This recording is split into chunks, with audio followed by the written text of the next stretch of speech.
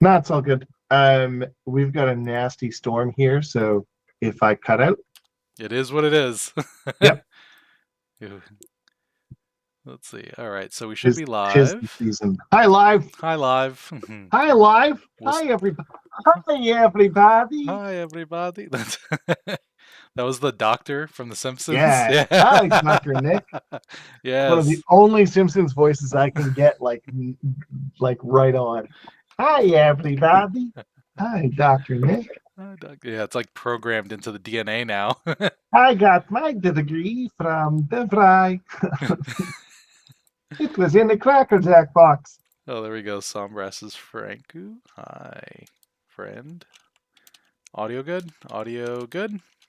Typing good? I don't know why I'm saying it while I'm typing, but Are we in a Discord chat too? nah, we're on YouTube. Just on YouTube? Just on YouTube. A small little platform known as YouTube. I'll go. Let's see if can I watch the YouTube, and I'll mute it too, but that way I Yeah. can see chats and stuff. Yeah. Okay, great. Uh, We're good on audio then, so nice. all We'll right. load that up. No reason to start a little early, so Yeah, let's do it. let's do it. Audio and video good. Nice, nice. So this is going to be recorded for through YouTube. I think they automatically will just plop it in there. They do like the Well, clips, and we're maybe. just dead sexy, They need us on the internet. right? I mean, who doesn't? Let's be honest. Look at us. We're Fact. gorgeous, right? Right? Yeah, we got white yin and yang going Stunning. on with the shirts. Right? Yeah, I know. White on cream. White on Good, cream. good, good move, Tim. Good move. Good move. Green screen. We should just be floating heads. That'll be the challenge of next stream. Like wear lime Right? green and then just cue out your background. Yeah, yeah, yeah. Two talking heads. That's the name of the stream now. Hey, hey, hey. Oh, on the stream, all we see is you and Fu. Hey. Oh, there's Brent, GM Brent. You guys are lagging. Sounds like you guys are trying to rap. Maybe we are. That is interesting that we're lagging. So I don't see me on the stream, by the way. You don't see you on the stream? No, I see Fu. Oh, that might be an old It's got my stream. name underneath the picture. Yeah, we had that set up. Oh, you were testing. Yeah, we were testing. Ah, Horribly, mind you, horribly. There we But go. There you yeah. go. Ah, yeah, I was watching the wrong one because I'm Yeah, a pretty bitch. we were just gonna dub you over Foo just to confuse people. Right? Guess who your Right? GM is? Oh It's my a God, that'd be mystery. super funny. Surprise. Maybe we could do that at the end, like getting closer to the cruise. We'll just swap people's interviews with your Honestly, audio. Neil and I should have done that. Like we should have had him and I sit in place for each other and had each other like voice over and answer like just like do that lip dub improv thing. Heck yeah. We absolutely should have done that. Yeah. We That's know. We'll do a special one. damn. Oh my God, This yes. this Yes. this is the first one. I'm sure we'll get more. Foo also said it's lagging really bad. It seems like depending Lagging on where really we bad. are, it's gonna be lagging or not. I mean, I don't see lag on mine unless the audio and the picture don't match. Yeah. It's like Oh. yeah, we'll just have to run with it. Get better internet, people. Get that ultra internet going on. Could you imagine? Right? Oh my God. We'll have another Diablo scandal. Like what? You people don't have phones? Like clip that. How dare you? Yeah. Yeah. So since it should be recorded for people to see this, the whole intent here is to invite our awesome people such as GMTim to help and share a little bit about what he does.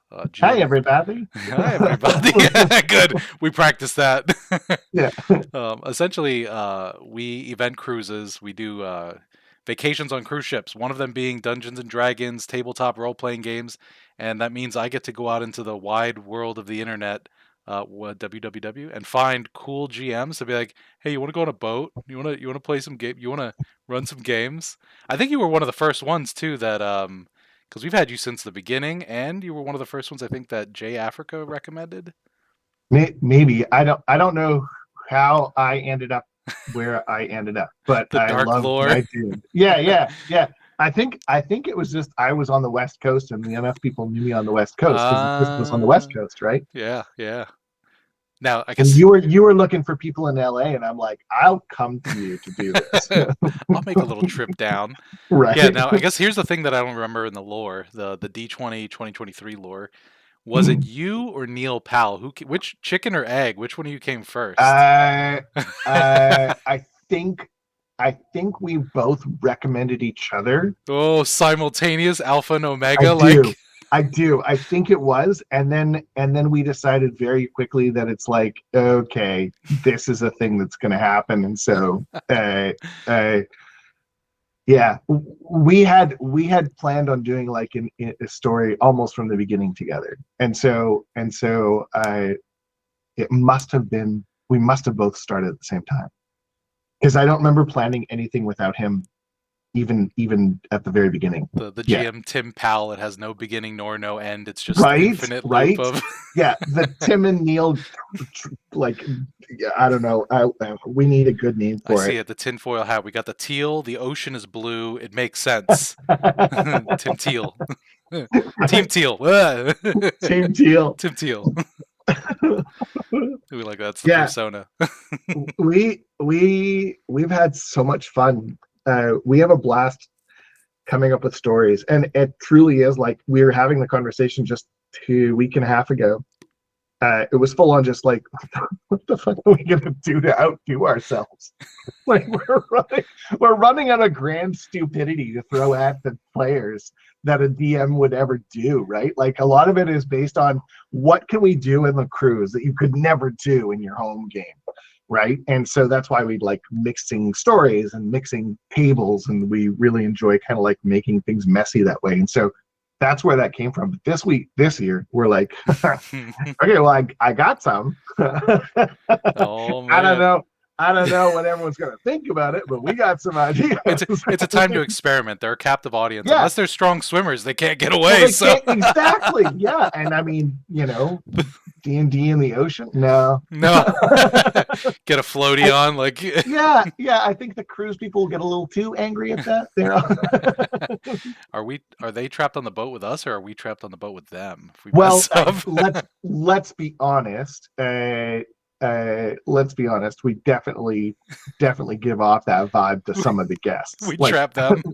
yeah, I mean, there's what the last one had 4,500 guests, and we were 250 of them or something like that. Yep. That's not even that's like what 5% of the population of the ship, and everyone knew we were there. Like It's always hilarious when people like pop down into the conference center. So like for people who've never been to the events, is we basically take over the conference center on a cruise ship. Yes, there's a conference center, usually on deck 2 or 3, depending on your boat. At least with Royal Caribbean, and it's probably like a space for 300 or so people if you do like side by side seating, and 4 rooms basically. So it's like a hotel ballroom more or less. but low ceilings You're and very low ceilings. not conducive to Yeah. gaming. We learned that first year. My Oh God. yeah. That was trial by fire. Yeah, that was so. It's a hotel ballroom shrunk for a boat. That's what we'll say on it. Yeah. And as Tim was mentioning, like year 1, which was 2023, we got everyone together. We were like, okay, we're just gonna do like most conventions do, where you put everyone's gonna have a table. You're gonna be in proximity of each other. Yeah, it's gonna be noisy because that's how events are. Yeah. It was very noisy. It was very hot. So we we learned from that experience. We asked the GMs, we're like, hey, how'd it go? We got good feedback from everyone. Tim, you're on live, so make sure you keep that story up. We got to keep it going. And Great feedback. It was great. perfect. Good job. Checks in the mail. And we basically were like, okay, we can't do that again, because that was like, ocean sardines is a good combination for the puns, but no, we're not living that life. So we started doing the games in junior suites, which, we're real scientific and like big brain around here. So it basically involved me going on to Royal Caribbean and looking up like dimensions, and then going into Photoshop and be like, can I fit a table in this cabin or that cabin? But it was because Neil and I did that. So we upgraded that second year. We upgraded. so that we had that really sweet balcony suite, and That's right. we brought our games into there, and you guys were like, we should do this, That's and right. yeah, yeah, Yeah, yeah, and then I was like, can we fit 6 player games in there? So it was like figuring out, can we take a normal six by 2.5 foot table, like the folding ones, and fit it in there? And like what happens on day one when you guys are getting briefed by like Marcel on like what's happening in the conference center? It's usually myself and Fu, who is normally like dead by day one because he's running through all the rooms, moving furniture, setting up tables and chairs, and we try to help in the middle between all that. But it worked out. Like I think it's a lot better. Like we're not crammed in the conference center. We can use the conference center to do other games, and pick up games and the stuff. big ass shenanigans that I throw at Yeah, our 4 table epic ender at the last day. yeah. You That guys, was you guys are my special like special kids asking for favors. Like, hey, can we take yeah, like a quadrant of the conference center? I'm like, yeah, at dude. least Like, we have now gotten to the point where we like you have months of notice. You know we're gonna be doing bullshit. And yeah. so After the we definitely yeah, Hey, yeah. no hating from me. I love that. Like I use it, Oh anything that yeah. we can do on the cruise. Like as long as we can afford to do it, it won't hurt nobody, and it's cool. Yeah, this one didn't cost anything. It was great. 13-year-old me, every time it's these ideas, I'm like, if something that would have excited 13-year-old me, be like, oh man, you're gonna play a game with multiple people, like separate tables and parties. I'm like, let's go, let's We do had it. what do we have? We had 6 by 4. We had 24 players, and we had 4 DMs running that last event. 2 DMs and 2 assistants. One of the people who was playing in other games was in Niels and I first game on the first cruise, and he came and was a guest DM. Uh, Played the Kraken. Oh, that's right. That was killing everyone. And then somebody else who came on, like I think the first or second cruise that played in Deal Night's game, one of our tables in like I think the second or third cruise, he brought his family this time, and so this just amazing strung out 10-year-old was like got to be the Kraken reactions, and the first one I like, here's your one move, just run to tables and slap down. And so he moves down. We put them at level 15 too. So he moves over to like a table, he crits and just about TPKs in like a reaction. Right. I'm like, okay, we're gonna clear you down a little bit. live hot fix, like. Yeah, exactly. Oh jeez.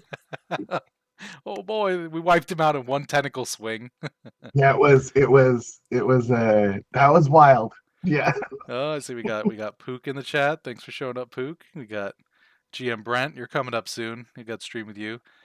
Yeah, Waystark. I think Waystark. Hi. Waystark. I think is the next stream. So it's good. Another large table enjoyer. Yeah, yeah. Yeah. It's fun. I mean, you don't get to do it at home games. That's why we do it, right? Yeah. Like you rarely have one DM who's like, I'm going to bring 4 of my tables together, and yeah. I mean, everything on a cruise ship is hot. Yeah, that's why we wear shorts. There are some trade-offs, right? But it's on the boon of like take a vacation, play some games. It's going to be a little bit more cramped. Like even compared to a normal hotel room, it's like smaller accommodations. But it's what you expect. You're on a boat. You're in the middle of the ocean. Like yeah, I'm impressed with the fact that it's like, geez, 14 floors. And that's just the ones we have access to. That doesn't count all the ones that are like what, below water, basically, that we don't have access to. Like those are it's nuts. kind of they're not small things. It is kind of incredible when you think about it. Like it's just like they're like little villages. Wild. They're like they're whole villages. Yeah. Like you have a promenade with like shops and restaurants. Well, we had what, like we had 4,500 guests, and there's what, 1,500 staff, so 6,000 people on that boat. Like that's almost the population of where my parents live now. Like it's insane. I think we did the Warhammer cruise in October, and it was leaving at Galveston, Texas. And I think the ship was like 8,000 people total. It was on one of the larger ships, the Oasis of the Seas. And if I remember correctly, I looked at like the population. It was almost like a sixth of the entire city's population basically can fit on that boat, which is nuts. No, like why? But awesome. So yes, I don't know. So we're gonna keep doing it until people tell us to stop. We're gonna keep going. Exactly. Yeah, heck yeah. Now I guess I posit a concept here, since you mentioned the Kraken thing. What would we need to do to get Neil dressed up as the BBEG to Oh my then God, ravage just have something tables. ready to do. We're gonna just put him Let's in one of those like Yeah, pajama well, like sets. Like if you found one of those like spider costumes and we just turned them into tentacles instead, I'm almost guaranteed he would just be like, "Yeah, okay, I'm down. My yeah, favorite thing to do is task people with work that aren't on the right." call. I would, yeah, exactly. Like that's isn't that how I got the improv position last That literally last was year? it. Yeah, Yeah, we were yeah. we were like, Hey, who would Tim do should do well? this. Yeah. Okay, let's ask slash tell. Yeah, that we recorded it, and we Hmm. had a DJI camera. Did it turn out okay? Well, the show was fantastic. The DJI camera, however, it had face tracking still on. So one of the guests like got up to go to the bathroom, yep, and the camera was just like, "That's what I'm into now." And then the camera just stayed off to the right, and I wanted to die because the show Because went way nobody better. brought it back. Yep, yeah, it was just sitting there in the middle of the theater, like, it was like the meme, Son right? of a You know the meme where it's the dude that's looking back? Yeah, it did that Yeah, to us. yeah. Level one. I stuck at level one for I think 5/8 of that show. I Yeah, don't you think I speed got level leveled. two until like the very end. Oh, that's right. Everyone else speed leveled. You Everyone didn't. else got levels. Yeah.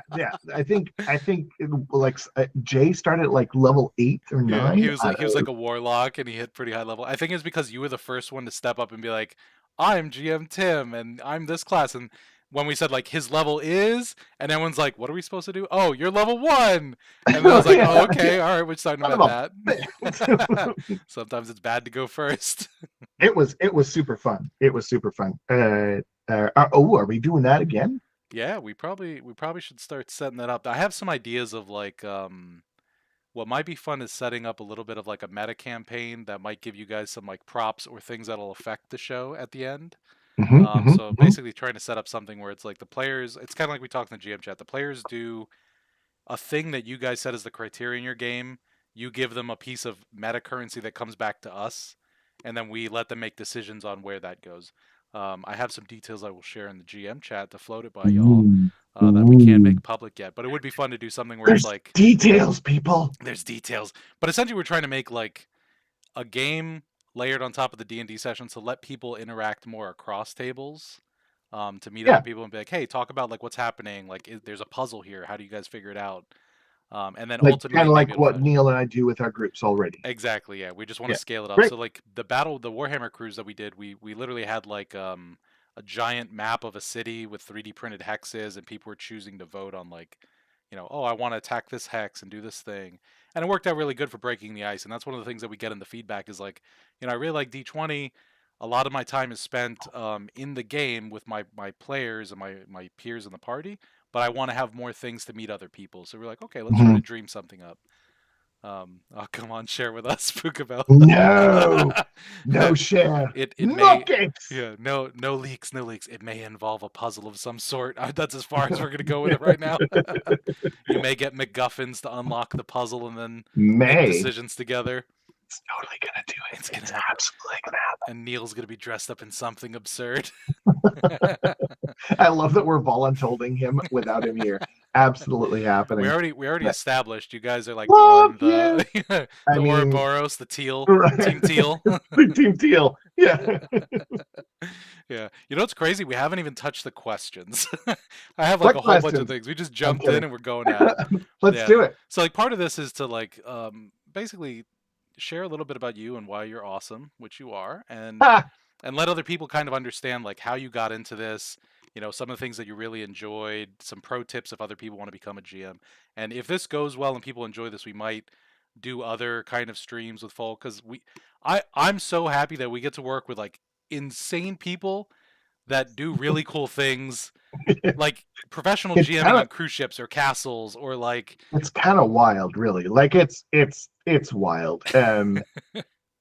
If someone's like, "How do you do this?" I'm like, "Yeah, I don't know. I'm not gonna I'm not gonna pretend." I sometimes feel like like professional GMing. So I was one of the first that did it, and I remember when I was like going to cons in 2018 before the the world weirdness. Mhm. Um, um, people would actually get angry at me because I would charge for games, not at the cons, but Yeah. I would talk about what I'm doing at home, and I would get in like actual trouble. Like people would be like right pissed about like, why are you charging stuff? And the simple fact was, like, I live in one of the most expensive cities in North America, and among the top 3 in the world, right? So it's more expensive to rent here than it is to rent in New York, to put it into perspective. Woo. So Vancouver's not cheap, and so I had people who were like, "Hey, we really like playing with you. We want more." And it came down to the fact when it was, if I run more games, the only way I can do it is by taking time off work. If I take time off work, I need to accommodate for that loss of income somewhere. Yeah. And so that's what it was. And it was always kind of like a side gig. This past year has been the first year I'm trying to do it just that. And it's going. It's going. Yeah. I mean, I've held my own for the year, and knock on wood that nothing goes wrong. I'm just holding my own. So I'm not like making anything, but I'm not at the moment losing anything. So hey, that's like, huge. fine That's line, huge right? for like, So because I essentially mean, it's a it's big, business. yeah. Yeah, you're running a business to survive Yeah. because you need to cover your bases, and it's like I'm paying my rent in like one of the most expensive places, and I can still eat. And that's huge. so we're riding that line. I have just taken on a role of doing freelance writing for Norse Foundry. And so I'm helping write their world that they've built. That will be coming out in a new book Awesome. next year, if I remember correctly. So I'm not going to give too much away about that, but it is going to be very cool. And I'm really excited for that. So if that happens, then we'll bring that into I would like to bring it into our into the D20 cruise. So yeah. but it's got to get done first. So yeah, that's the hard part, right? yeah. Well, and then Neil and I realized how much fun we're having with like what we're doing, and so we've started actually turning our adventures. So we build like an outline adventure, so that we both follow the right story. When we deliver it for the players at the D20 cruise. And so now we've got a trilogy of trilogies. So we're working to actually put that into a book that people can buy. And actually we're paying Jay to edit for us once we actually finish writing it. And so as soon as that's ready, I gotta get my copies. You let me know. So it'll be fun. I'm super excited for it. But that's another thing we're working on. Yeah, that's kind of wild that I can actually say that.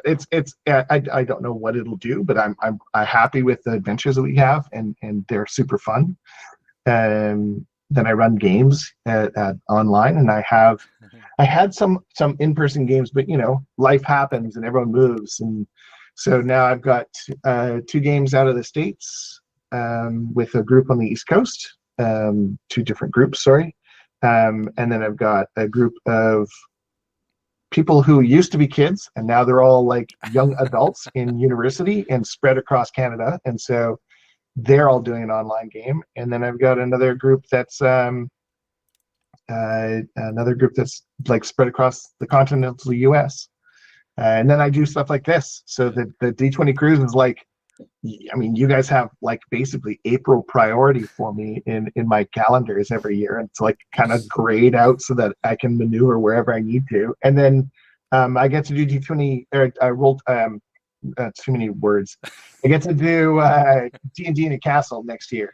So in August, I'll be in England doing D&D in a castle. And I'm going to run a very, very, very queer game. I'm very excited for that. I'm trying to create the gayest possible D&D game. I want to see that tagline in the adventure. Like, Yeah, no, it already is. heck yeah. I'm calling it a glam pain, and I'm really excited for it if it worked the way that I want it to. And Yeah. it's either gonna like it's just I'm aiming for like lots of camp and lots of ridiculous. And then I get to do another event in August for the D&D Newcastle in October for D&D Newcastle. Oh, heck yeah. Yeah, they seem really So cool. keep an eye out for that. Yeah, it's super fun. Yeah. But I love the cruise is like definitely one of my favorite games and events because it's a different vibe. So D&D Newcastle is very cool because it's very intimate, Mhm. and so is the cruise in a different way, right? Yeah. Everyone's kind of like on holidays, and so it's a mix of holiday and gaming, not just there to game, and so it's a cool vibe for it. Yeah, so I'm excited for this year's story. We're just continuing in the world that Neil and I've already kind of created, and kind of like going forth from what we've left so far. So Keep it going. Yeah. Why stop a yeah, good thing, all, right? all the stuff that has happened has happened. We're just going to keep going. I've rambled through, I think, 3 or 4 of your questions already without even I love it. realizing. Hey, listen, you're making my Yeah. job easy. I just have to sit here and look pretty. That's it. Like, Yeah, keep me on focus, man, and I'll like what do you, wander and I'm literally meander. looking at the questions like, okay, we're good on that one. We're good on Yeah, that he's one. done. Tick, Done, tick. done. Check it off. No, that's actually really good though. Like one of the questions here. So like the questions are more of a guiding thing, and it's really good to know that like you have all these things going on. That makes me super excited. That I mean that's huge, right? Like you're taking a pretty big leap that a lot of people are like scared to even start or take that leap for it, and Oh like yeah, you're it's spreading across like terrifying. yeah, you're GMing, you're writing, you're curating like adventures, you're acting like live and theater shows. Like there's so much Yeah, going on with that. So like really like truly kudos for doing that. thanks, man. Mhm. It's wild, and truly ridiculous. And if I had told nerd young me that I'd be doing this, I would have never believed it, right? So Yeah. that's kind of like just the vibe that I kind of go with as much as I can. Like I try and keep that mentality. I mean, it's crazy. It's incredible that I get to do this. And even doing this part time, if I were like working, your typical 9 to 5, because billionaires have all the money, right? So if we live in that world and I don't have a choice, then I still get to do some pretty cool stuff. Being this lucky to be able to do it, right? So Yeah. I'll be forever grateful for it. But Yeah. I work my ass off to do it too, so I don't feel bad talking about it anymore. I No, used to. nor should you. Used to Yeah, be really like, yeah, it is. There is a little bit of guilt with it. It's like, oh, how did I get so fortunate to be in this position? It's kind of like a yeah, survivor's guilt of sort when you yeah, like do well with something that you actually care about. yeah, and Yeah. and and that you're good at, Hmm. right? So I had to do the math when I was doing some like, so I Hmm. I just got asked by, so I'll be doing a workshop at one of the universities next month, um, here in the city. So I'm doing a workshop on how to basically turn stuff from culture Yeah. into stories for games. Oh heck yeah! You need to tell Um, Professor Dungeon Master, you'd be like, hey, I'm the real I deal. Like, I right? No, I'm kidding. I'm kidding. So I get to do some stuff that I'm like, where was I going with this? I brought this up because, oh yeah, because like I said, I work my ass off to do it. It's not small. Building even a 2-hour workshop is yeah. just like wild to build. But I just saw Brent asking if I feed the groups KD. They're all online, so no. And I can't eat as much anymore. So for whoever doesn't know, KD is like, I'll go off on it.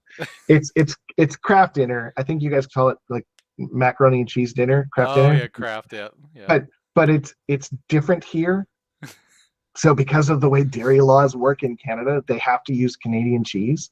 So it's a different color, it's a different flavor, and What? and and they produce it just for Canada. So it's not even Can branded as you craft dinner; it's can branded as KD. can you bring some or no? Will like customs and I border I protection like don't think destroy you? they'll let me. Yeah, but we don't even call it craft dinner. If you ask a Canadian if they've had craft dinner, they'd be like, "What? You got to say KD," because of KD. commercial in the '90s. They rebranded. Oh yeah, yeah.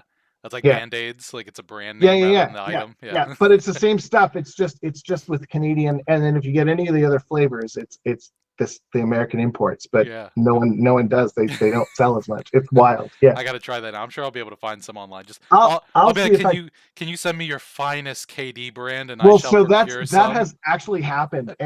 One of the guests last year, Andrew, Hmm. he got the other GMTim's friend brought some back from like family he was visiting in Ontario, Yeah. and he's like, "Dear Lord, this is amazing!" Like it was, yeah.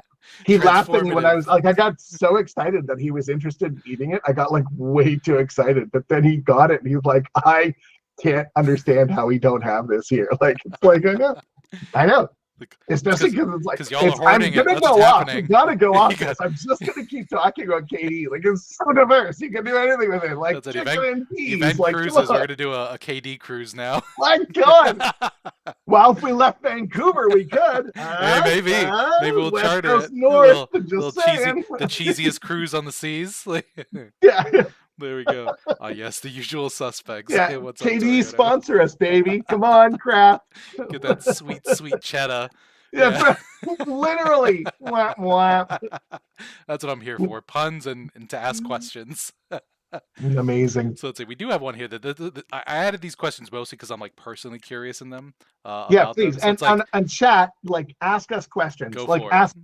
questions. I will probably answer most anything. Regardless of bring it on, Trade-off. bitches. Bring it on. Oh no, challenge accepted.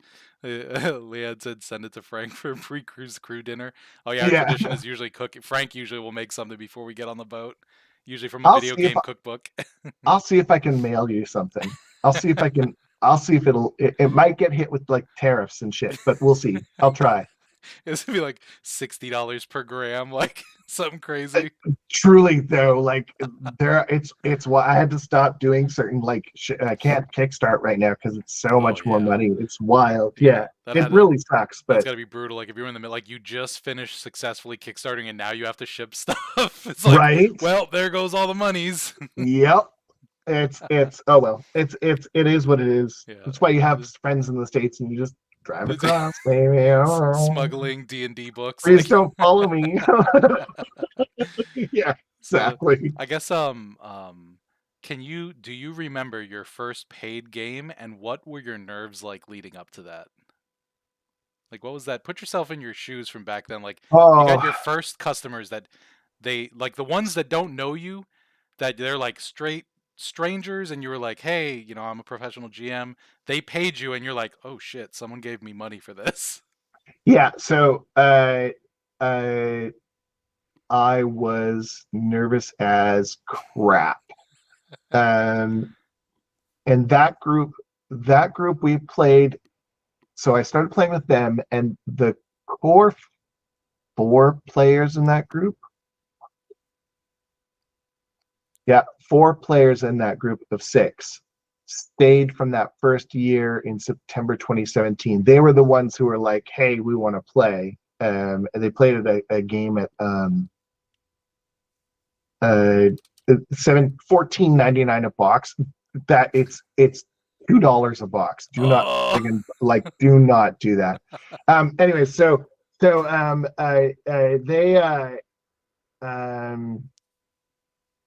they hired me because they had played with me at a game in the game store that I was doing stuff at, because I used to do games for the Adventurers League, for the Okay. Indian Adventurers League. So it'd be like $2 a game to help me pay for the adventure that you'd have to buy to run in the shop, right? Yeah.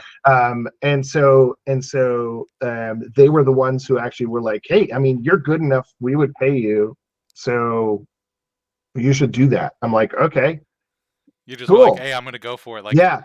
And I definitely made like this is why it's hard to tell people how to do this, because I really believe that you have to sort of, it sounds kind of mean, and in a way it kind of is, but you kind of have to fight through the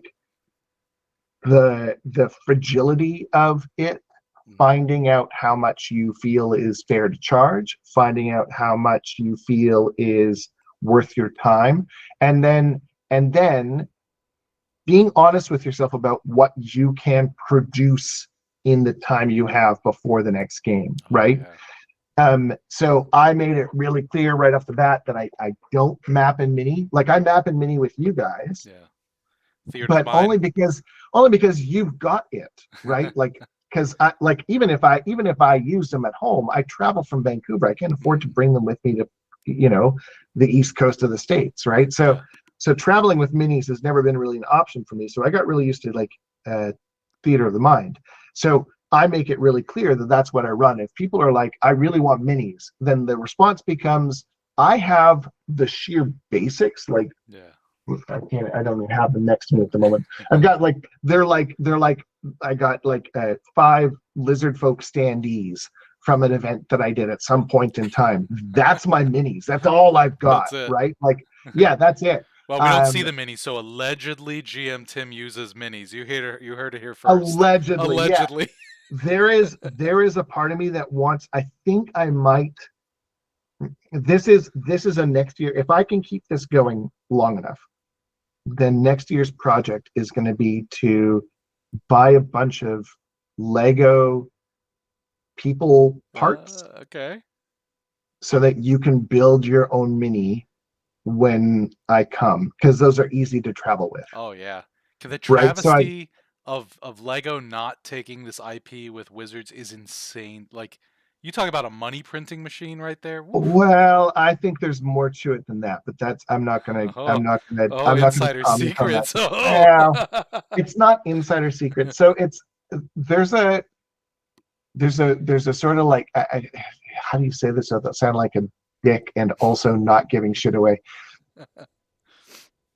Everyone, all of the DMs who do this sort of stuff at the level that we do this at, and especially at things like the castle, you have this group of people who all kind of now know each other, and it's the same with game designers, right? Like all the designers, all the people who create Daggerheart and D&D and Pathfinder and Draw Steel and they're all friends. Like they all know each other, right?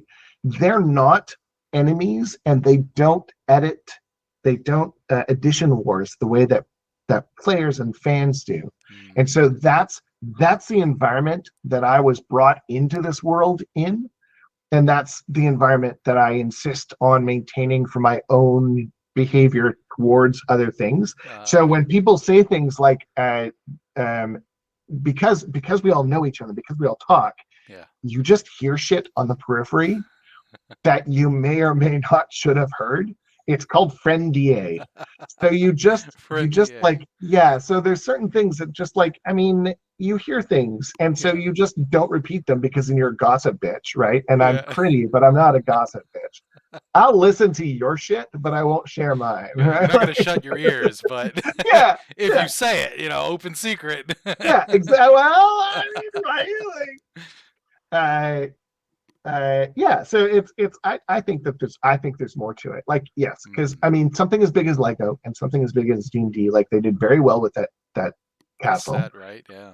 But I also think that Lego is not doing things to just have shared IPs. I think Lego's doing things to see what draws and what, because I bet that in a year or two, Lego will put out something else if D&D maintains its level of popularity. I think that Lego, because like Star Wars was just a few one-shots at first, and now it's its own line for Lego, right? I guess this isn't even on the chart of the questions for this. It's more like, so with the popularity of like Daggerheart, do you think they would step into, I guess we're kind of rough because you have the friendier, but in your opinion, unrelated to that, it's like, do you see a world where Daggerheart partners with Lego rather than D&D? Well, sure, why not? But I think that the big thing you're forgetting though is, so what? What would be the difference? Oh yeah, functionally nothing. It's minis, fantasy. A castle's a castle, right? Yeah. So that's the thing that I think is like really important to remember, because we don't need a D&D Lego set to play Castle D&D or Castle Lego, right? You just need the Castle Lego set.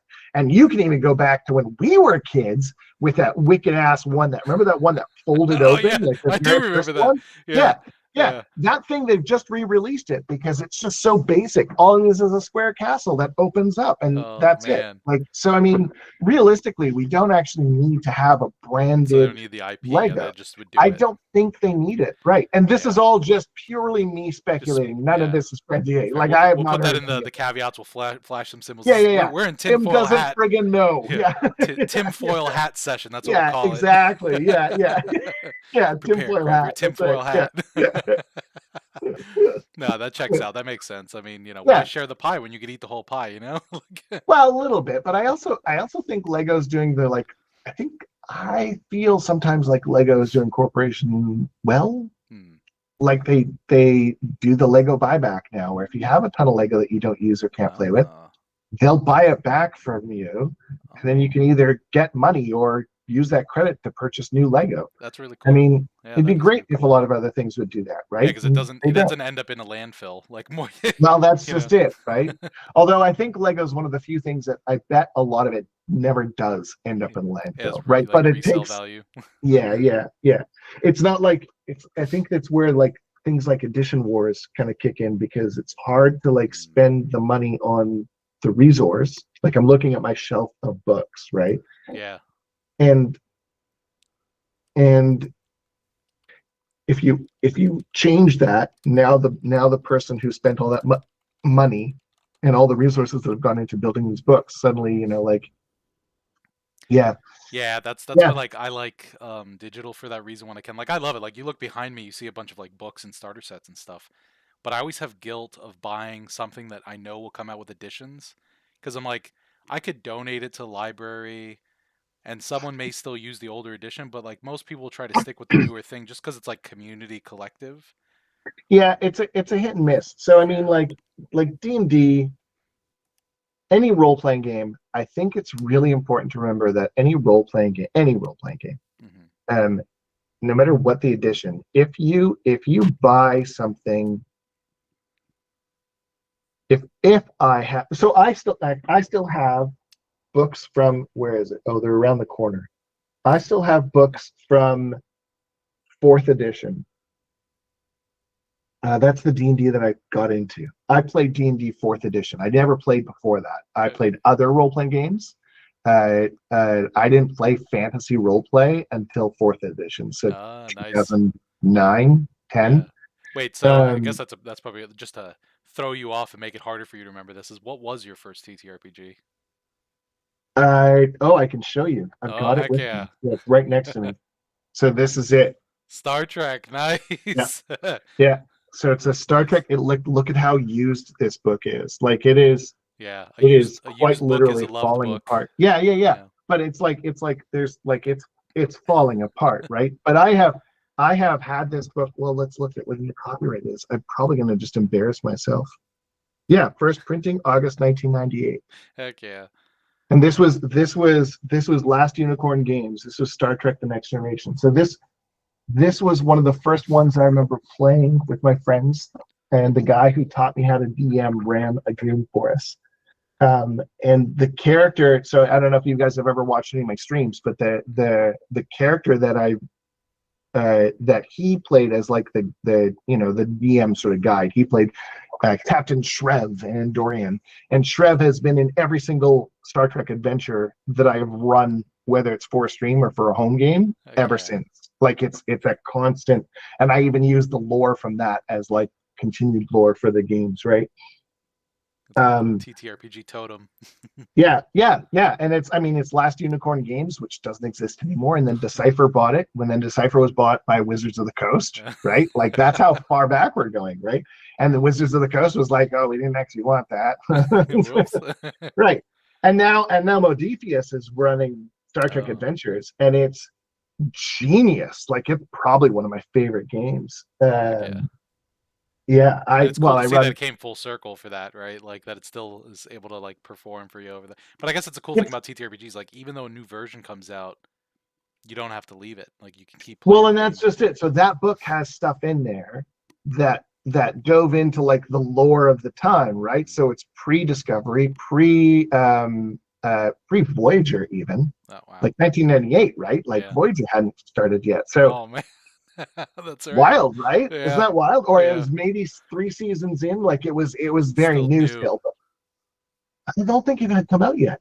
Anyways, so it's to me, it's one of those things where it's like it's good to remember that like just because a book is old doesn't make it not useful, Yeah. right? And just because you have an edition that you haven't played or don't play doesn't mean that it's not like something that's like really good to like look at. Yeah, it's still good Um, reference. It's like you could still get yeah, like settings and rules that you like.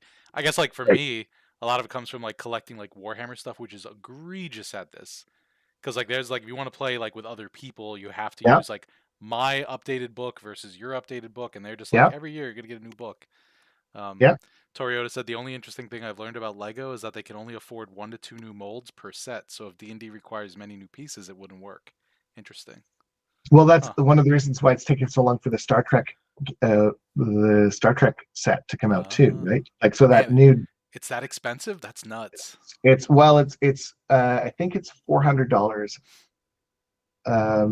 but it's about this big. Yeah, it's a huge set. It's huge. I've been warned by people not to purchase it because I will be getting it for Christmas. So I'm like kind of stupid Oh excited. heck yeah. Yeah. That's it. You're just gonna disappear like for I mean, don't put it on right? APB. We know where you are. You're in your Yeah, house yeah. building. Fuck it. He's gone. He's gone. I'll I talk to should you in stream that. Would yeah. people actually watch? People watch people playing Oh, Lego, right? for sure, for sure. We You should could find if anyone knows somebody who makes copyright like lo-fi music that's like copyright free that I can stream. That I would totally do that. Like what would you call it? just lo-fi and build Lego. Blocks and bitches, and like that's yeah, You got to do yeah.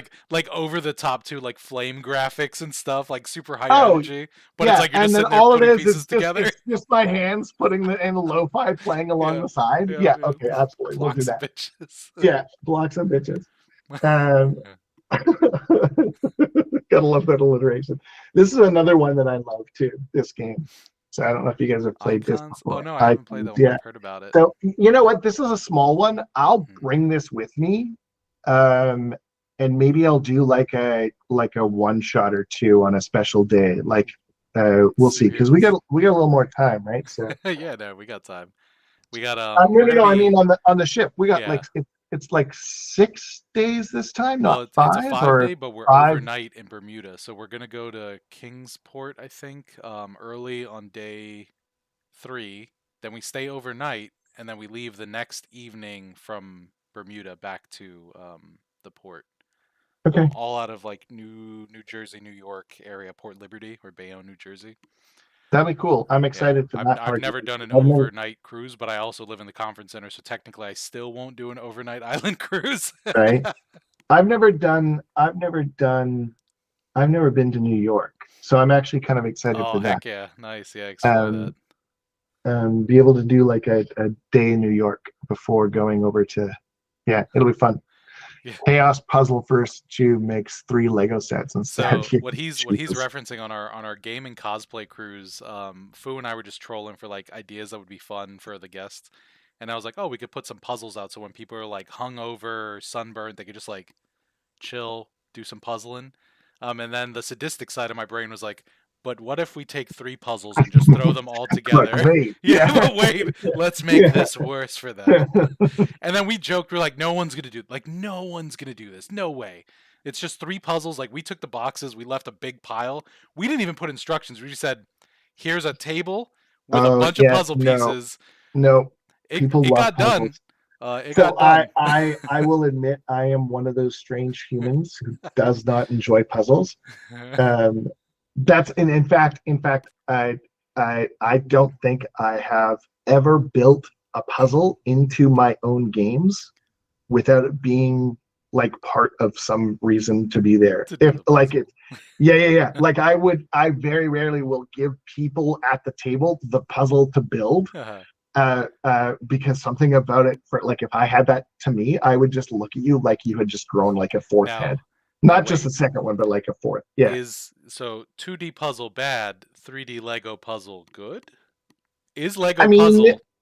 It's a puzzle. I'm not a puzzle person. I don't know why I never got into Chat, puzzles. chat. Is Lego a puzzle, or do the instructions count? Maybe once you add instructions, See, it's no I longer don't a think because puzzle. it's instructions. I don't have to think Hmm. about it. I just Hmm. follow like I can Yeah. turn my brain off. I Yep. think that's why I like it because my brain is like super spicy already, right? I don't need more things That making me chaos. think. Yeah. So when I have just like do this and I can just do that thing, that bag is done, and I have that little thing finished. It's actually one of the reasons why I like DMing so much. And one Mm. of the reasons why I like having the stories that I have because I get to draw from all the things. I Yeah. guess I do kind of like that kind of a puzzle, narrative puzzles I can Okay. do, Okay. Yeah. right? So if you give me a story, I can put it together. That's Um, yeah, because that's what GMing is in like its whole parts, right? Like you're doing so much. It is like one big puzzle yeah, solve. yeah, it is, but it's not like if one train was going one speed and another train was going another speed and the tracks was a little bit different, where would they meet? I don't Where do you know, bury the man. Like survivors? if it, yeah, exactly. Which switch do I pull? Like let's just move, uh, So yeah. No, that's really cool though. So like, yeah, they did the chaos puzzle, and like Toriota was there. He said you could be even more creative with the chaos. oh, Leave your insanity absolutely. in the Yeah, chat. Yeah. yeah. No, that's Yeah. that's yeah, that's and I can totally see that. I have done things like that in oh, there was some games that I did in university where you'd be part of the class and they'd bring out, do you remember? Oh God, there was these old toys. It literally was the prof had them from like their grandparents Hmm. and they just worked so well. It's where you get like the sticks and the wooden spears or the wooden wheels and Oh, you yep, put yep, the sticks in them. yep. And so you could build different things with it, right? Oh Like, yeah, and so it was all about like, if I give you instructions or if I give you verbal instructions, what will you come up with? yeah. Um, That's like and and lo-fi Roblox going on there. yeah, exactly, yeah. I mean, like even if you want to talk digital Lego, I friggin' love Minecraft, right? So Oh it's yeah. like that's my yeah. We did I that. We did something similar once at like a team building exercise at a place that I worked, where it was like they gave us little packs of Legos for teams. They gave us a clue about what it's supposed to be, no instructions, and everyone was supposed to build what they thought it was going to be. And then everyone showed the final result, and then they basically would like show what it was supposed to be. yeah Hilarious what people would come up with. yeah It's like yeah this is supposed to be a giraffe, and it's like, no, I made a three-legged cat. It's like, why would you think that? yeah yeah yeah. No, it's a goose. It's a Okay, goose. sure, Sure, great, silly. thank you. Yeah, yeah. Yeah. You're funny. Yeah, so maybe we do got Um, to get that as like little Lego chaos puzzles going on. right? The Yeah, ship exactly. rolls a little bit, and that's it. It's now the most lethal Oh cruise my floor in God, could the you imagine D4 damage to the max? D4 That'd be damage. horrible. Yeah. Yeah, we don't have the Um, insurance for that. what? Yeah, yeah. Uh, uh, uh, I got another question for you. If I stalled yeah. you out with that one, yeah, I like dove in and was like, yeah, train of No, no, thought. no. Do it. No, no. Yeah, do Yeah, it. Do it. yeah. I'm looking at my shelf, and I'm just realizing the amount of games that I have, and it's like we do D&D all the time, but I mean, okay. So here's a question for chat. I guess I don't know how many people are here. Don't actually Yeah, tell me. yeah. But I mean, if you were on the cruise and I like gave time to do like office hours or did a workshop, would people want that? Right? Like, is that something people would want? Or are you like, no, fuck it, I'm here to like play and just Yeah. have fun? Yeah. Like, I can speak while people chat on what I think might happen. Because we have World Anvil that goes, and they do like general world building seminars, but we do have a lot of GMs that want more GM content, right? So like people who run their home games, they want to understand to do a little bit more building. And Impending Duff, the painter who we usually have on all of our sailings, hmm, he does private one-on-one like coaching sessions with people for painting specifically. People do find a lot of value in like the one-to-ones or like small group sessions to workshop something specific. So it may be something where it's like me for example, I like theater of the mind, but I struggle with it. It may be something I would be interested in learning more on how to do, right? Because it's a little bit that's more what I mean. nuanced. Yeah, so like But those if kind I of gave things a are small powerful. workshop for people to do something like that, like, would people be interested in it? Yeah. Right? Like, I don't know. It's a great Even before the as we watch the chat, waiting for the give us your responses, answers. but then there's nothing. Everyone's just like, why are they waiting there? To the In the stream, meantime, please. hit me up with another question. Well, the question is apropos to the game chat of like all the games you have. So now, like, Yeah, I'm big money cruise this is Drew. it. By the way, I'm gonna risk. Oh heck yeah! Oh yeah! Look at that shelfie. All Yeah, books too. yeah. Yeah, and that's all up here now, right? Like, talk about compacting. Not as much as I would like to Lick brag, that is, gasp. but more than I ever expected it to be. Like, I'm not gonna lie. Like, there are little tidbits that I will just pull out of my brain, and it's like, what did I not remember anymore that I remember that now? Right? Like, Yeah, you know, what there's childhood so much... memory has been replaced by this? Right? It just fell out of the memory. Yeah, it's Yeah, kind of yeah. crazy that like it's such like in this case it's actual professional development for you to have a lot of games, right? Because like this is your profession, right? So it's Yeah. really interesting. Like even if you if you are GM and you love D&D, any version, it Mhm. still behooves you to learn other systems because there's so many cool things you could pick up and like salvage. That really Yeah. is to me the essence of what TTRPGs really are. Yeah. It's like, So whenever somebody's like, how do you start DMing? I ask them what they want to run, not what they want to play, but what they want to run. What world or what realm or what vibe do you want to play with the most? If you want to play like fuzzy little animals, go for Roots. If you want to play hopeful sci-fi, go Star Trek. If you want to play questionable government policies, play Star Wars. Like if you want to play dark sci-fi, play Coriolis.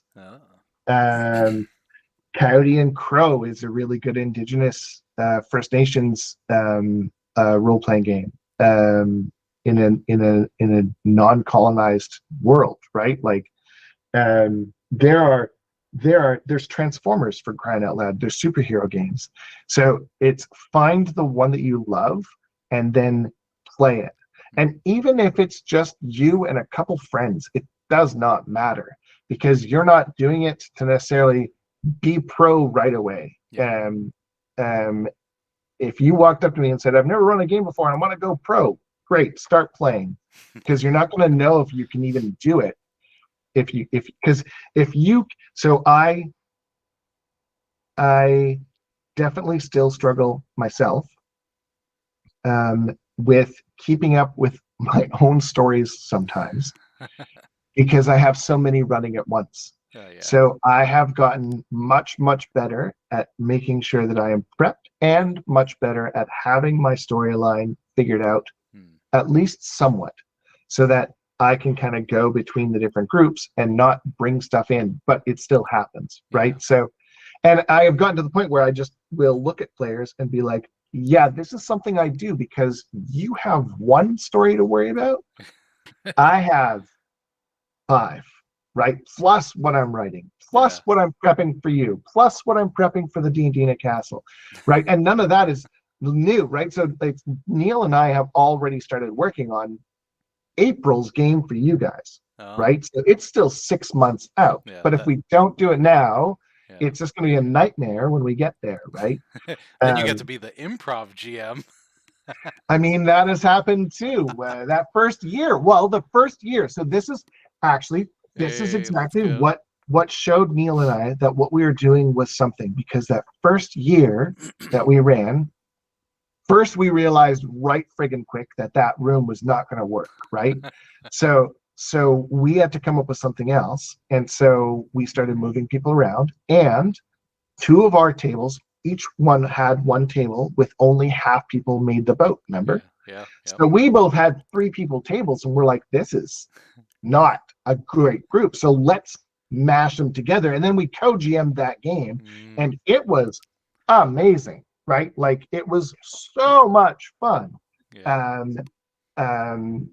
And we realized how much fun we had together doing stuff like that, and that spawned all the world and games that we've created since, right? Nice. So I think that's kind of like a good example of when you have something that you're forced into, a good DM will just roll with it. and you're allowed to bitch to other DMs That's your venting in session. closed doors about that stuff, but the player should never see and or hear it. Yeah. Oh, Right? Like, and it'll be very rare if I ever look at a player and start complaining about a game, because no, Yeah, right? yeah. No, that's a good way to handle it, and it does like venting and sharing frustration. There's a what is it for DM burnout? Like I know this after I would DM. There's always like anticipation, running the game and kind of improving, and you're doing your thing, and then afterwards, like my social battery and like brain capacity is just spent. Like it's Oh, straight into the oh yeah. gutter. So I call it decompression. Decompression. Yeah, Yeah. yeah. So it's my decon. Decompression. Oh, it's like decompression, And decompression, it's decompression and depression put together, because I Oh because yeah, I yeah. because it so especially after the castle, and especially after the cruise. um I have a couple friends that I have let them know when I go. They know when I'm back, and they know to just text check in, because I will not respond to anything. Yeah. Yeah, and often I don't have a voice by that time to even talk, right? Hmm. So it's like you just eat and binge You're watch just Murder She Wrote, eating your right? KD and like. Fuck, I can't. Don't.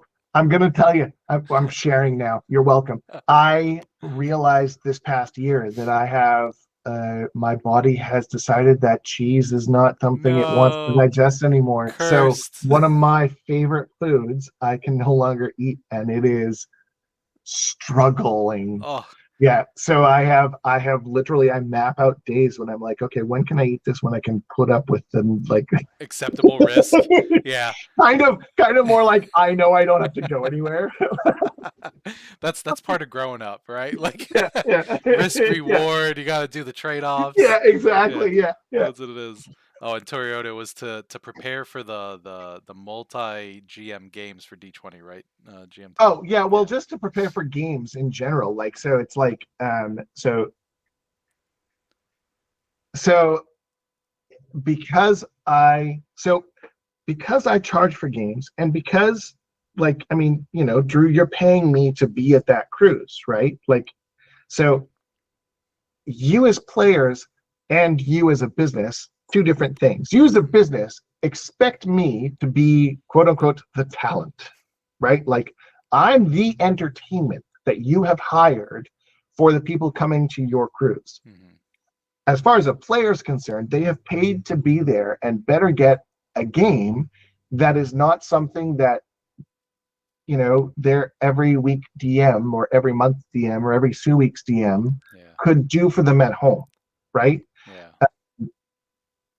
There is always an element of there is always an element of a D&D game, or a role-playing game is a role-playing game. Like, they are kind of just in their nature the thing that they are, right? Like, we all sit down, we all roll some dice. It doesn't matter what system you're playing or what universe you're playing in. We sit down, one person guides the story and helps build it, or at least tries to keep it in a path, and the rest bring the ideas to the table, right? Yeah. So I have run the same game that I run for my goblins. I have the Goblin Adventure that I've given you a couple copies to give away. Hey. So I have run that for, I think we're almost at 50 different groups by now. And it has been different every single time, despite it being the exact same story every single time, right? That's That's intense. the cool part about D&D or any kind of role-playing games. But if you're not prepped for it, Hmm. um, then that can't happen. I have to know what that story is going to do, so that if they take path F that I never thought of, I can grab my stuff from path C and bring it over, right? And if I don't prep for that even a little bit, then whether you're paying me for you guys or whether it's my own private games that I charge for, Yeah.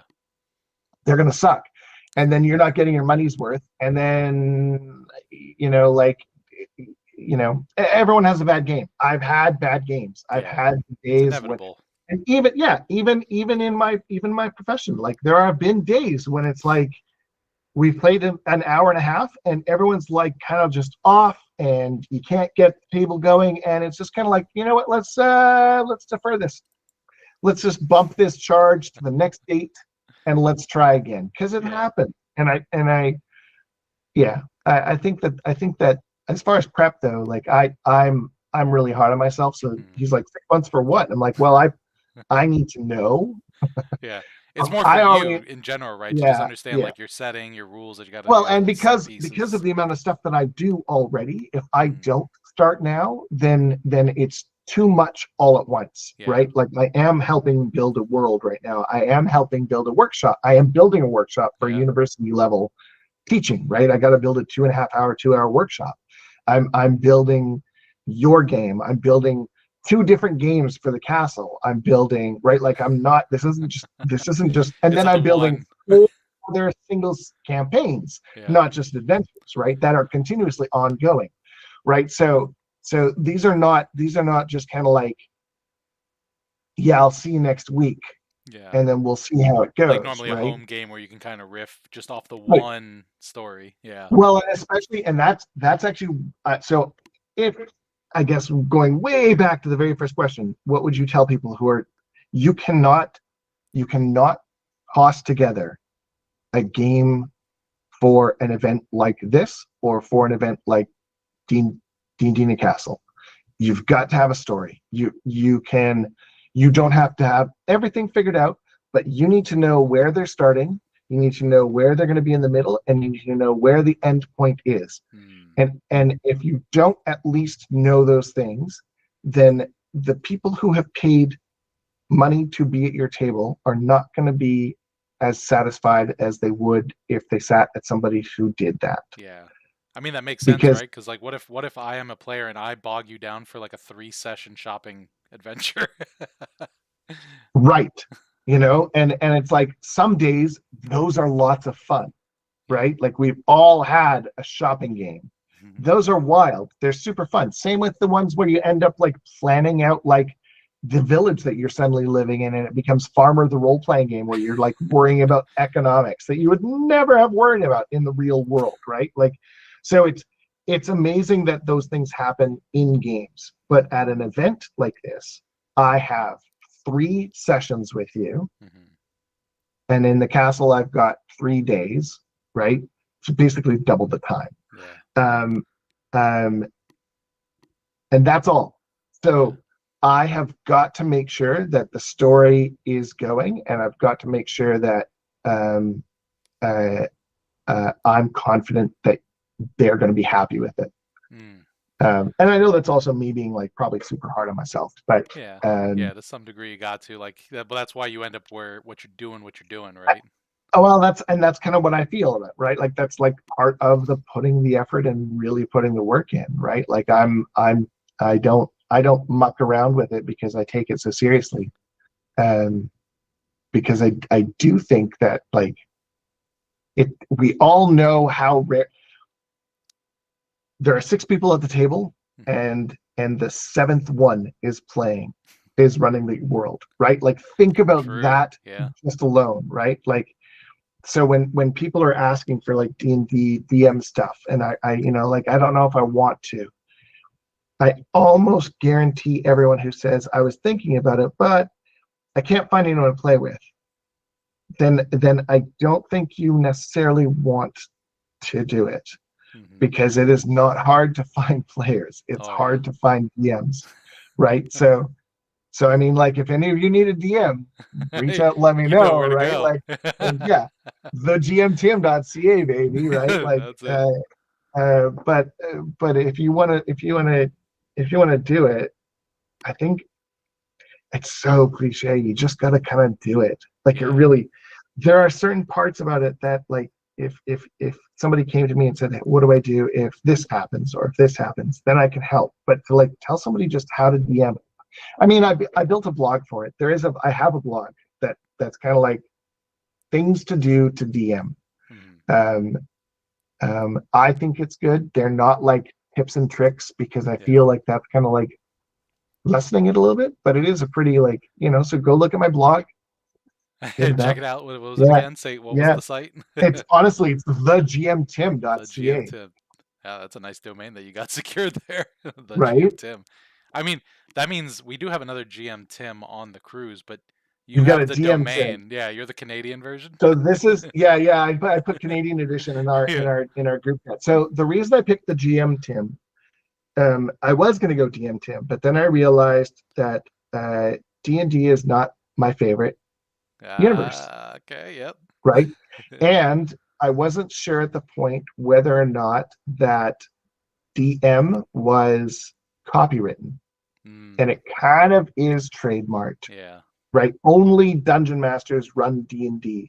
Mm, Game masters and narrators run everything else. yeah. And so I decided to go with the game master Tim, the GM Tim, Yeah. That was because wise. That was yeah, wise. because I mean I wanted to play other games besides just D&D, Yeah. right? And I had that's all I got trained on And was you like probably didn't want to Games have to Mastermind, Star Trek, and fist fight off the Wizards of the Coast legal eagles. I didn't want to pretend that I understood how that would work, right? Like Yeah. it was long before, yeah, it was 2017 when I first started doing this, right? So yeah, yeah, crazy. Seems like Crazy. That's yesterday, but actually like not. it's a little over 8 years ago now. It was September in 2017 that I did my first sort of like paid stuff, and now it's 2025. Oh man, yeah. Time flies. Yeah, I still think of 2017 like it was just yesterday. This was like a big move for me. Oh man. No, I was still in university, and it was like a whole other level of stress and yeah, Life master, not game master. yeah. Uh, yeah, it's crazy. I had just saw. Oh yeah, if anyone wants to see how I run games, um, you can watch the Star Trek stream that I did on my YouTube. It's called Lost Voyages. There's links to it on my website as well. You Check can it get out. a vibe for how I run games. Yeah, Yeah. that was a lot of fun. I do wonder how many like because we assign guests. We're gonna probably start assigning guests soon for D20 to their GMs. We got to survey them, get the information, make the parties and all that. Yeah, I wonder how many of them immediately, as soon as they hear who their GM is like, to the internet. I need to see who this some person do. is. So a lot do. I learned that from like the other events that we've done with you guys and some of the stuff from before. There's a lot of stuff that people research to try and like figure out what they can get away with is part of it, and if there's a right match, because sometimes somebody will watch some of my stuff and see how much I'm like okay with just kind of like hand waving something, Mm-hmm. and they're like, but I spent like min max time, and it's like, Uh, well, probably the wrong thing to do, but I yeah. mean, Yeah, I mean that's true too. Is don't like min the max with me because I won't care. yeah. I mean it's like We anything have else, three right? games, man. There's only so much min max we can do, right? Yeah, Like, you gotta keep it streamlined. But it's true. yeah, This zombies like, listen, who doesn't Google their DM? Yeah, exactly. first thing, gotta check them Oh, what's out. my favorite setting or rule system to play or GM? Ooh. So playing is hard. I'm playing in the first game that I've played in 7 years. Oh wow. So I have not had a DM run games for me, and I think it's even longer than that, to be honest. But it's been like a long time. And we're playing D&D. I'm playing a Goliath bard who uses his quarterstaff and his strength more than his like his It's like bard powers. barbarian over here. Like Yeah, bard fighter is what I went with. But uh, my favorite IP is Star Trek. It is hands down my favorite. I have lots of Star Trek lore that I have just living in my brain at all times. I can rewatch all of the series. I love all of them. Um, um, yeah, it's my favorite. It's my favorite. oh So man. I love Star Trek Adventures to run games for. Um, I loved doing the streams because we had come up with our own ship, and we came up with our own idea. Like I even built intros. I think I showed you, didn't I? I built an intro for it where it's actually like I filmed a ship and did camera work Oh, and have nice. the ship like going into warp, and I Yeah, have like stars swiping by, and like I just went nuts with it. yeah. And that's just for like a Twitch stream that we were doing during the That's what happens lockdowns, when you right? get like capabilities and passion all into one. Yeah, You're like, yeah, yeah, yeah. this has sparked the passion. I'm going extra. Yeah, Like, yeah. My spicy brain and my homosexual audacity just basically tell me that I can do anything I fucking want. go. So you want me to learn how to do it? Good. I know video editing now. You're welcome. I know video Right? editing Like, now. yeah, yeah. It's Yeah, pretty much that. Yeah. So, yeah. so that's probably my favorite one. I think one of the ones that I don't get to play enough in that I really want to is superheroes. Oh You need yeah, a group. You need a group who's committed. You need a group who's like, I am here to be a hero, yeah, not to be a goofball. And then yeah, you're good to go, right? yeah. Um, you can have some really great superhero games too. And I think that the superhero genre in role-playing games doesn't get enough love Hmm. because I think people take the D&D loot everything and murder hobo vibe to the wrong end. Which is Right? You need wild in the context because like if you're memeing as like a super strong superhero and you're like I'm just gonna flip this card, it's like 10 right. casualties. Like, Yeah, exactly. And it's like, okay, great, you can, but I mean, like, if that's well, it's one of the you want a good way to behave as a superhero. Watch the new Superman movie. The mm, new Superman movie yeah, was the most perfect version of Superman that I've seen on screen. Like it was chef's kiss. That movie yeah. was exquisite, right? Um, uh, so do not get imposter syndrome. I have learned that if you feel like you have imposter syndrome, there's two things. One, get out of your own way. Mm, And two, there's a possibility that that means that you're not seeing yourself in that world and there's a space for you. mm, That's something that I learned about imposter syndrome. Is that means you're not feeling, it's not that you're not feeling welcomed, it's that you don't see yourself, so because you don't see yourself, you feel like you're imposing yourself. And that means that there's probably a place for you. So if you ever get the feeling of imposter syndrome in something like the gaming community, double down instead. Don't yeah, be a dick. yeah. Don't be a dick. That's the rule. That's the Don't be number a one dick. rule in like Yes. it just in In general. society in general, but generally in gaming world, Yeah, don't be a dick, because remember I told you how much we know each other? it's I networked. will tell you right now, if you're a dick, we all talk to each other. The friend EA broke in there. Just yeah, That's that's a right. Like breaker. we know. Yeah. Yeah. Yeah. Oh, I Mask believe is it. a, sorry, I'm jumping off again. Mask is a good one. Mask is a decent one. I would go with Icons. Icons. Similar peoples. Icons is really good. Hmm. Meet some Masterminds. Yeah. Yeah. Yeah. Anyways. I guess that kind of leads into like we can use this one as like the final question because it might be a big question. Yeah, we're like way over too. I'm Yeah. sorry, everybody. Yeah. Thanks for joining You're us. good. I hope I'm not rambling too much. Well, Yeah. we've consistently held the viewer count here. We don't have a big audience, but we have a beloved, quality audience. High quality. High quality. Yeah. So I guess this is like, yeah, I kind of already know the answer that might be coming for this one. So I am now a billionaire. I have no, I'm more Yep. than a billion. I'm a giga Okay. trillionaire. I have Don't worry infinite about money, it. and I say You have the money. yes, I have a moon of money, and I say I want to give you some moon money. What would be the project, given all the time and all the money in the world, that you would love to do? It could be movie, video game, multimedia. Like what is your manifestation of like the greatest creative work that you would ever be able to do with my moon money? I would build a creative compound. Ooh. And I would build something that had people. So one of the things that I think we forget I wasn't allowed to stay at home during the lockdowns. I say allowed as in like it was a privilege. And from my point of view, it was because I worked in banking. So we couldn't stay home. If the banks close, it's a bad day. That, like literally the Great Depression happened because the banks closed. Right? Yeah. So I really enjoyed that those people who didn't have to still go to work defaulted to creativity. There was a lot of problems. There was a lot of things that, like, some parts of society broke and the veneer fractured, and it showed some of the ugly things that we have been not dealing with and still don't, as far as I'm concerned. But one of the default trends for humans is to create. And I feel like that is often forgotten in trade of capital. Mm-hmm. And I feel like if you gave me moon money and said, make something, I would truly build a thing that was and I don't care how socialist, I'm Canadian, so I get to be, bite me. It's, I would build like a creative compound that would let you go for whatever time you needed Yeah. to build the project that you'd want to write or do and get help on doing it so that you can decide if it's something that you want to do. Yeah. I think that there's not enough push for writing.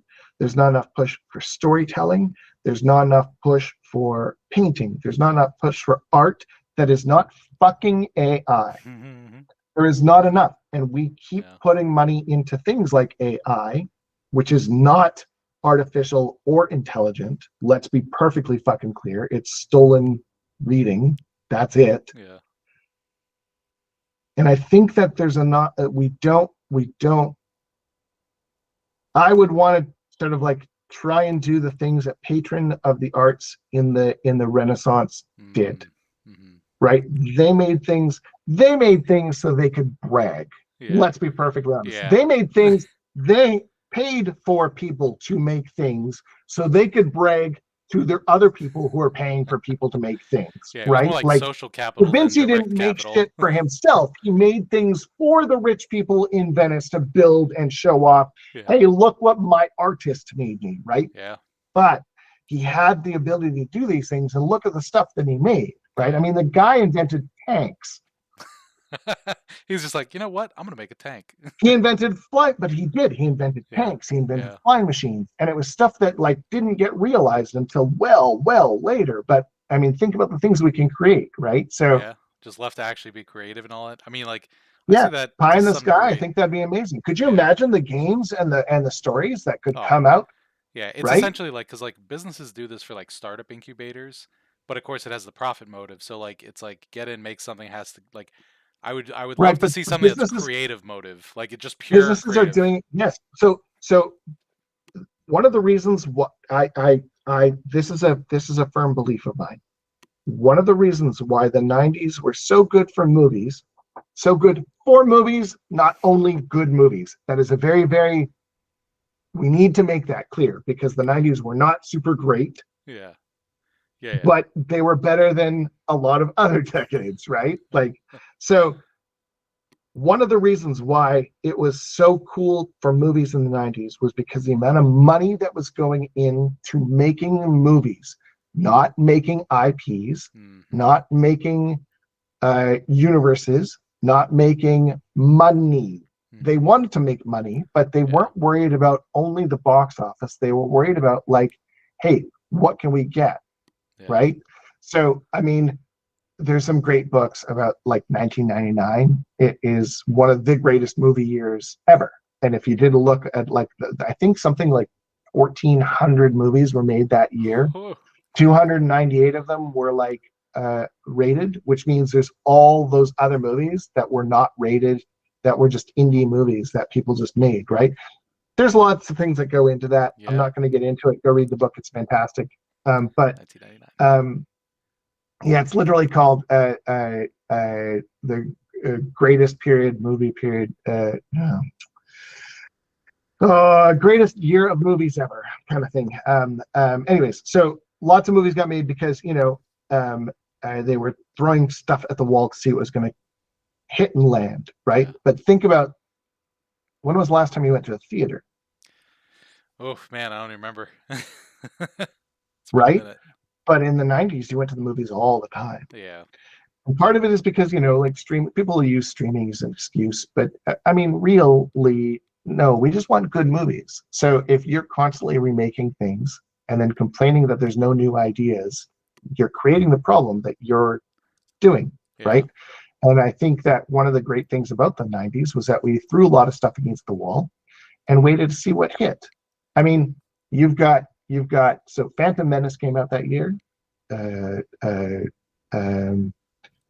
Phantom Menace, you got Magnolia, you've got Mission Impossible, you've got no, Superman didn't come out in '99. You've got I mean, Superman came out now, but it's not a new movie. It's just another Superman movie. Yeah. It's another Superman movie. We've now had how many Superman? Right. Like they're not making anything new. They're not, and then people complain that it's like, oh well, all the stories are like done. It's like, well, yeah, but they're not. I mean, if all the stories were done, then we wouldn't still be playing D&D. Is that like reference to like that all stories boil down to the hero's journey? We wouldn't be playing all these stories because if they're all done already, then why would I tell you a story right? Like that's you meet in a tavern. Congratulations, you have won. Yeah, like right? Yeah. So yeah, like I mean, like I think the idea is to remember that like I guess the Superman movie this year is a good example. Yeah. If you take a movie. If you take something and remake it and make it yours, that's great. And that's what that movie is. Rather than trying to make money, they tried to tell a story. Yeah. And then made money. Yeah. Right? Like it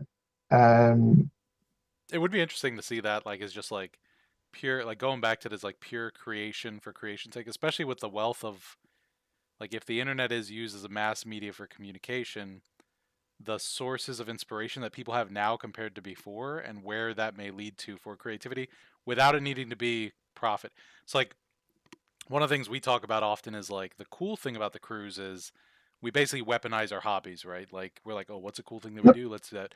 But it's also kind of a bad thing in general because like most people can't just enjoy their hobbies once they get into that because you have to weaponize it for a profit, right? It's a very American brain thing, maybe. Maybe. So I think that is a myth. I don't consider what I do weaponizing my skills to make a profit. I'm doing it so that I can do it. Yeah, to survive. Right? Like if I were doing it for a profit, then I would charge. So let's be like a little bit, behind the veil a bit for the few dedicated who are still here with us. Yes. If I were in it for the profit, I would charge you a lot more than what you pay. Oh yeah. Right. Sure. And that's not to say you like undergouge me or anything like that. Right. GMing is very undervalued. But it is very undervalued. Right. And part of that is because you can only charge people so much to have me there. Right. And I understand that. Right. But I mean, like it's a lot of, so the players show up and the players play 12 hours of game plus an hour of prep. Yeah. Plus maybe if you're lucky and get me, you'll get another hour of like a session 0, probably with Neil too. Bonus. Right. Bonus. And then maybe you'll spend an hour maybe building your character because let's be honest, especially in the new edition, 2024, it does not take long to build your character, right? Yeah. So that's at worst, right? 16 hours, right? Okay. So I've got another, for every hour of play, there's about 4 to 5 hours at least of writing and prep. Yeah. So your 12 hours is my 60 hours. Yeah. Yeah. Right. So I mean, if we did the math for even what I charge, oh yeah, it's nothing. I mean, I'm making $1 or $2 an hour. Yeah, right. And the skills for the GMs too, because like I went through this math of being like, oh well, if I ever need to make like side money, maybe I could try GMing just for like hobby money, and then I was like, the value that you get for like the average seat that you're selling for the skills that you're actually putting into it, because a lot of time is like you're making maps, you're making narratives, you'll do some level of like customer service, voice acting, like all these things, and the total price point per hour is like nowhere near where it should be for the amount of skills that go into it. Well, it gets even more intense because you get a really good game and you hit that right chord, and now you've got to hit your therapy cap. You've got to be able to deal with trauma. You've got to be able to deal with PTSD. You have to be able to read people so that you're not making them feel cringe or uncomfortable for the thing that they're meant to be enjoying. You've got to be able to like make sure that you can have that person who's having a crappy morning because, I don't know, they had a fight with somebody else, right? You've got to be able to bring them out of that shell and let them have a good time at your game. And you have to do all of that without being somebody who knows your entire human backstory of that person that you've spent, right? So this is, I want to make it really clear. This is not me complaining that I don't get paid enough. This is not, I think what I'm trying to make sure that I like point out is if you want to do DMing, then do it. If you want to make it your job, you've got to make sure that it's something you want to do. Because I'll tell you right now, every now and then, for every Matt and Brennan, there are 10,000 other DMs not doing that. Yeah. Right? Like, and I cannot stress enough how rare it is for them to be in the positions that they're in, which is why generally they're pretty decent at like giving back. And if you watch, that's a lot of what the vibe is, right? But you've got to go in it not aiming for that. Yeah. That can be a side goal, but that can't be the goal. Because if you're getting to DMing, and especially pro DMing, to be big name, you're coming at it from the wrong angle. Yeah, you'll never make it. It's the same thing that you'll be miserable. Yeah, you'll be miserable because you'll be constantly comparing yourself to Brendan and Matt. Yeah. Instead of like to Tim and Neil. Yeah, and then the thing they'll still beat you. Yeah, no, it's like you ain't at that level yet. Yeah. And part of it is like the same advice for like doing a business or any kind of endeavor. If you don't do it because you love it at its core, the moment that you face difficulty, that's where people fall off, right? Because it's like but I mean, so when gig economy was not an economy, it was done because people realized that they had a skill that other people don't, and they could make a little bit of extra money to keep them doing that thing. That's the catch. That's a gig, right? If you're talk to anyone that you've got as a friend who's in a band that performs, and I will almost guarantee you they make enough to go to the next venue, not to pay rent. There are some that will pay rent too, like me, that get to do these things, right? But you gotta really like just do the things you love because you love them, not because you can make a buck off of them. And if you make a buck off of them, then great, but don't do it for that purpose. I mean, honestly, let's get a little saucy for a second.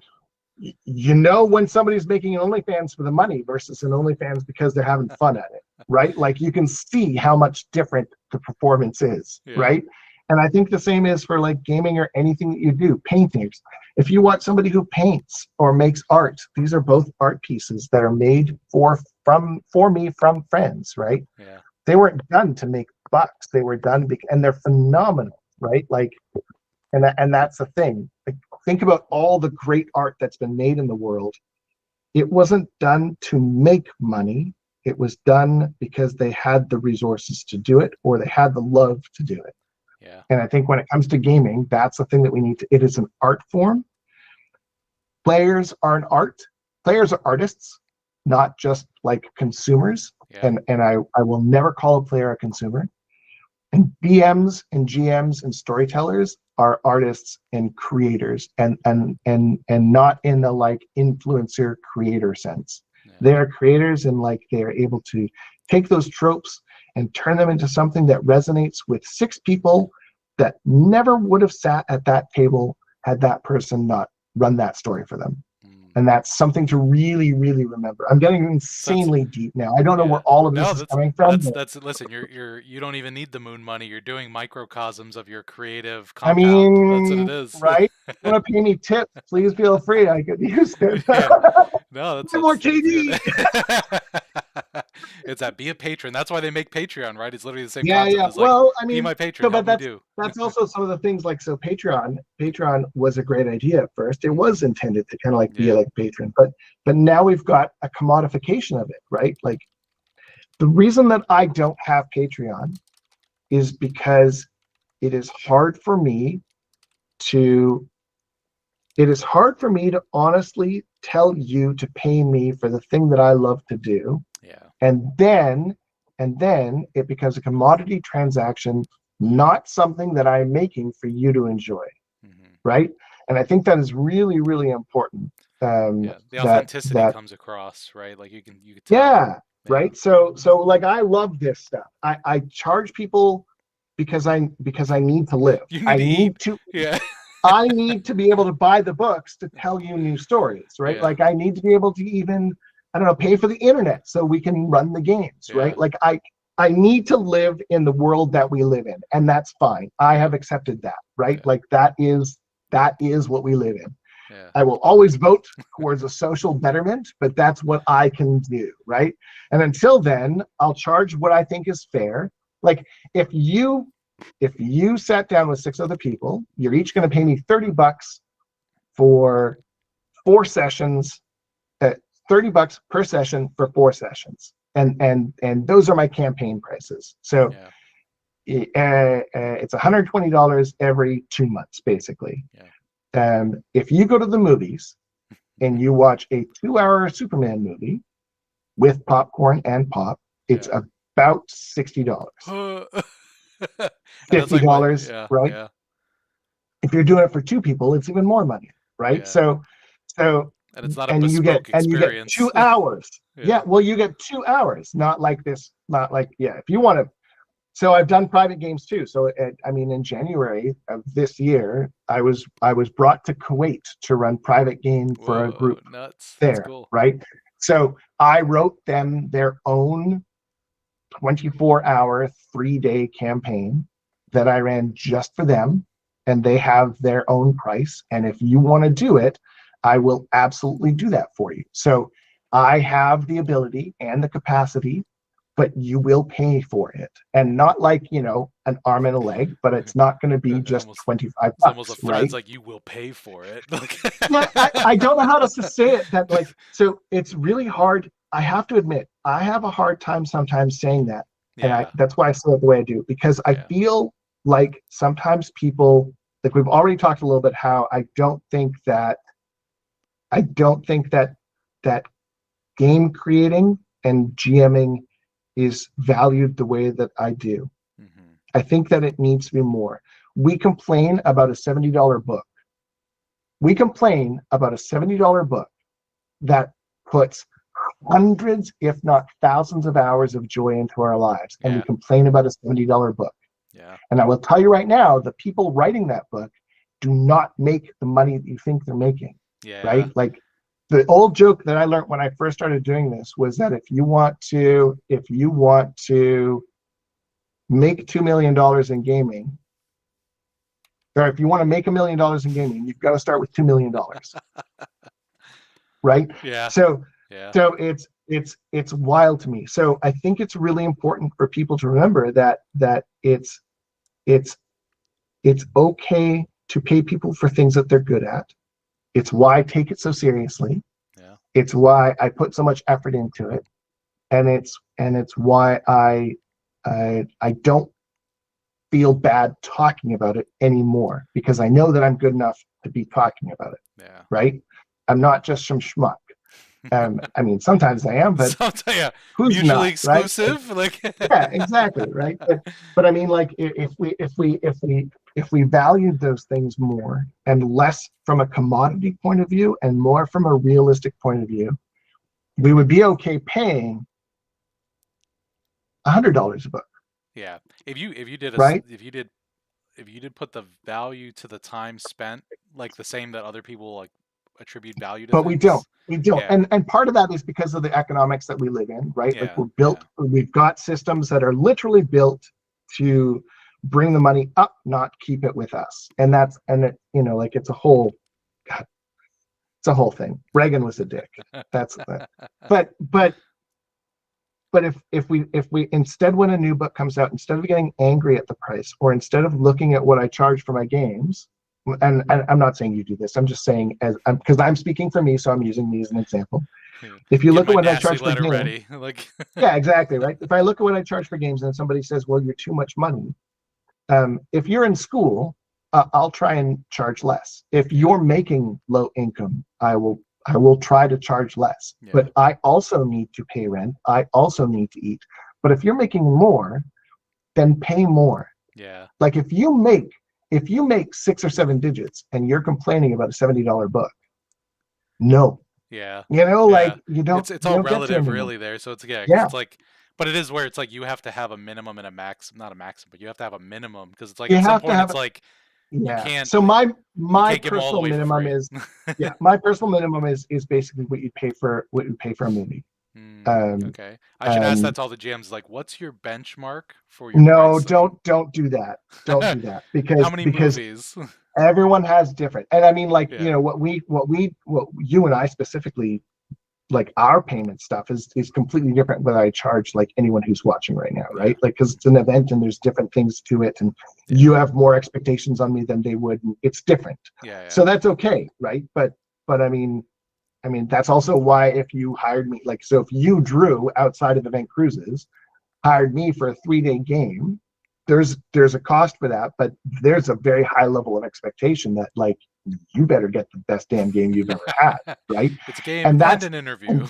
and and that is perfectly fair because you get what you pay for, right? Yeah, Like, and that is truly, like, in this case it does kind of play out, but it's not the expectation. I'm going in circles. yeah. Please, does anyone You're have like, other save questions? me from I this. know. I just realized I'm getting to, like, this point where I'm starting to sound sanctimonious, and I know, I can feel it. I feel red, and I feel like I'm like, No, listen to my Tim you talk, right? you Like, say, hey, it's like, listen, I gave you the soapbox. The question I know, was, I if know. you had infinite money, you have your moon money, you're gonna build, That's fair. and it's a noble endeavor, right? It's the same thing. Like I would love to do that for like gaming in general as well. One of the first businesses I ran in this industry was called Game Trap, on the idea of like game and entrepreneurship to mix that. So I'm all Yeah, for it. If I can I remove think the it's corporate I think it's motive, even feasible. better. So I think it's feasible even in the economics of the world we live in. I think that people don't do it because they don't value creativity the way that we think we do. Yeah, yeah, Because if you had a million, let's even just use a million. If yeah. you had $1 million and you put that into even just a base level term deposit, Hmm. right? Not even anything extreme, you'd make enough for one person to live off of Hmm. for a year, Yeah, right? Like, just from that. So if you have more than that and you have the ability to invest it, now you've got that investment money that can do stuff rather than just make more, yeah, right? And people get stuck on the making more and not the what to do with it, yeah. Rather than like because then it becomes reinvest instead of exiting it then out it of the becomes system. reinvestments, and then it becomes like, oh, I'm going to leave it for retirement or for my kids, and it's like, Yeah, great, but then you could do stuff with it. yeah. And so I think that that's kind of like, So, I'm going so off. that's the Did you have advice. any? Don't sit on your Yeah, money like a dragon don't horde. sit on That's your money. Jesus, right? Yeah, don't be a don't be a dragon. dragon. God, and I think we should have a dragon horde be a Yeah, big ending it's this a scenario. moon Yeah, dragon sitting on moon money. That's that's a yeah, thing. So that's yeah. good. No, so that Does kind of anyone knocks it else off. have any other questions? I think everyone's just kind of like shell shocked at, like, Jesus, this was not No, what I we got sat it. in You for. got one here. Listening to you passionately talk about GMing is honestly soothing for my soul. I hope to get a chance to play your game sometimes. So don't worry. Hey, You've caused a balm to the soul here. So that's good. nice. So we do have some giveaways that we could do. What we probably will do is uh, let's see what we could do for that. How many you got here? How many can we How many pick? do you want? How many do we want? Well, you got a couple viewers here. How many viewers Um, we have? we got 11 watching right now. We can have them mention something, and then I can catch their emails afterwards. If we're gonna do some games, this is the Goblin game. We can reward Yeah, everyone for this is like a yeah, timeshare. You survived the soapbox, so now yeah. you You get a survived. reward. I have no problem with that. Yeah, Hey, there we go. The quotes have been amazing. 10 out of 10. Yeah, it I has been. need I need your DM Guild Yeah, email, or just an email address, and I email will for I will me. send this out tonight. Heck yeah, let me get that. So, if you want to partake in this goodness, we have you in chat. email info@event.cruises. There we go. Email that if you're watching the stream and you remember this, and you say, "Hey, I watch a stream," and we'll get you one of GMTim's creative works that he's so generously donating. So we appreciate that. That's really nice of you to do for everyone that's watching here, and for everyone like taking part in this. Like we have gone over. This was supposed to be 8 to 9. I could keep going just listening because like this is I'm fun. sorry. I just realized what time it was. I'm missing pottery. Oh no. No. Oh, sorry for that. Okay. Yeah, but it was fun. I really appreciate your time sharing all this, and like this is How important is for a GM to be educated in real world medieval history? Jesus. No, do you know what? That's a do you know what? specific one. I can answer that. Not as much as you think. Yeah. However, pick your era and then vibe that. That's the catch. Yeah. So let's be honest. We're not going to run a game where the plague is literally taking over England, right? Like that's not something that people want to play unless you want to play that. But then everyone's going to agree to that, right? Yeah. However, if you want to play in an era in like say the 1500s when the Protestants and the Catholics were really like England was concerned that they were going to be invaded by Spain and France, and it was a very big possibility. Multiple times it almost happened. Having that kind of a world understanding changes enough so that when you're running something like D&D, you know the vibe to tap into. So you know that you can have this big continental Europe looking at this little tiny island going, next. Right. Meanwhile, this little tiny island is actually 4 nations just on its own trying to figure out what that means. Right. So I don't think you necessarily need to be educated in real world medieval history, but I think having a fair understanding that it is not what we think it is, and figure out what vibe you want and then match that. If you want a King Arthur vibe, run your medieval like a King Arthur vibe. If you want a historical vibe, play Dark Sun, right? Like Robert Forbidden Lands, like, what? right? Like exactly.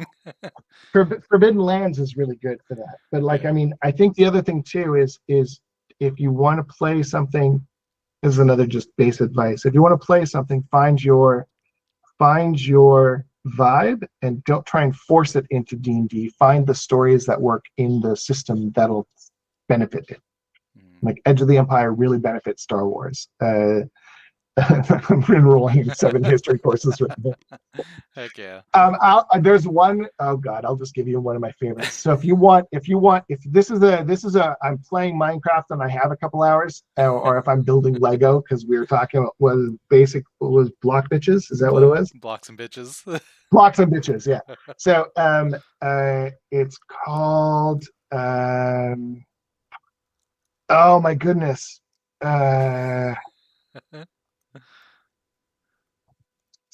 What's his Civilizations? It's not. Oh shoot. So this is something I found during the lockdowns, and it's a podcast that a dude was doing on his own. Oh, I cannot remember what it was. Itch the mind now. Oh my God, something Civilization, and it was like End of Civilization. I see what you're doing here. You're leaving us on a cliffhanger. That's what's you better find that. I have to find it. Fall of Civilization. Fall of Civilization. Okay. So I'm just going to put this in the YouTube. This is it. Chat. So I'm going to put it in the chat right now. Where's the chat? Here. So this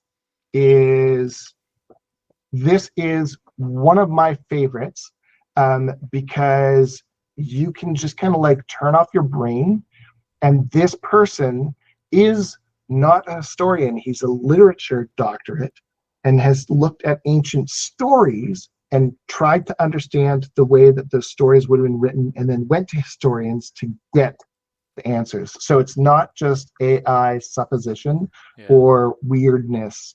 He has actually kind of taken history and tried to explain why the stories that he read had happened. I can't recommend them enough. They're amazing. As you can see, they take forever to build. So like I think the last one was 7 months ago, and then you're looking at like 5 or 6 wow. years. So Whew. they're brilliant. This will give you ideas that will make you kind of like really itch to play. That's your vibe. Yeah, that's your vibe. It is. Check. It is, and it's like that's yeah. So there you go, like a special that's behind my screen that I rarely No, share with anyone. someone's gonna 'Cause- watch the videos and be like, "Wait, this sounds familiar." When they're in your game, they're just gonna be playing So and be like, I will "What?" not be surprised if somebody's like, "You son of a bitch!" Like, yeah, the yeah, discovery. There you go. You yeah. got it. So that's great. Yeah. Well, thank you very much. We want to make. I know you missed pottery class for this, so That's okay. definitely appreciate you for that. I'm gonna go have KD. I don't have to go out tomorrow. Yeah, enjoy. Calculated risks. So yeah, and thank you everyone for being a part of this. We are gonna have a stream Yeah, thanks, every people. week. GMTim we'll be talking in chat. We'll be figuring out some fun stuff like how to get Neil Powell into some silly suit as a kaiju perhaps or something. Oh my god, poor Neil. He's gonna be like, "Yeah, what are you doing?" And then no, he'll make me wear it with him. I'll be the damn tentacles. Is what it will be. Like I'll have to walk behind him. I hear no problem in what's happening right now. Shut up, you. Well, thanks everyone. We're gonna see you hopefully next week. Invite a friend, like, subscribe, and we appreciate you guys. The GMTim on Instagram and my website and Discord, and I do blogs lots. Yeah, ask me questions, hire me for games.